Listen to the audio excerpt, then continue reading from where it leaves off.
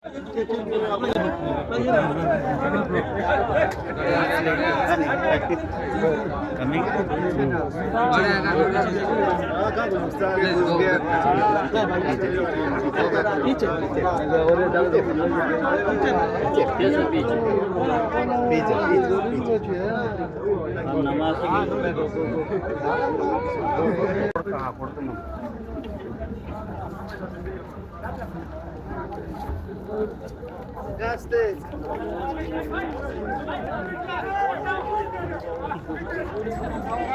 One milk line, move from here. One milk line.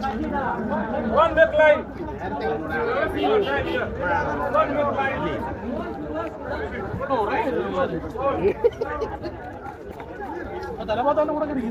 ഞാൻ വീഡിയോ എടുക്കാണ്ടാവുന്നില്ല.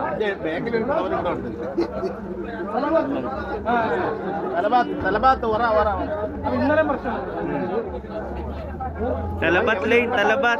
Lane, talabat. Ayan guys, nakakuha na tayo. Pumila tayo ng 3 oras. Dahil alauna pa lang ay nakapila na ako. Kung makikita nyo guys, ang dami pang nakapila hanggang yan dun sa likod. Sobrang haba ng pila guys. Araw-araw yan ganito guys. Pero ngayong Ramadan guys is marami silang binibigyan. Tapos nakabox na kompleto na. Yan, makikita nyo guys yung laman yan. Ipapakita ko sa inyo mamaya. Yan guys, hanggang doon sa likod ang pila niyan. Siguro nasa mga 4 na kadaan katao yan o rigit pa. Yan o. Yan, thank you sa may-ari niyang bahay na yan na bilyan yan. Thank you. Yan, araw-araw din ako napila dyan guys para makalibre ng pagkain. Ayan guys, ipakita ko sa inyo yung laman. Sa mga hindi pa nakapanood ng una kong video, yan, siguro pares lang siya ng laman. Ipakita ko sa inyo.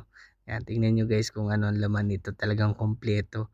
Ito yung pagkain nila pang iftar. Siyempre nag-ano sila, nagpapasting. Mamaya mga alas 5:30 ang kain nila.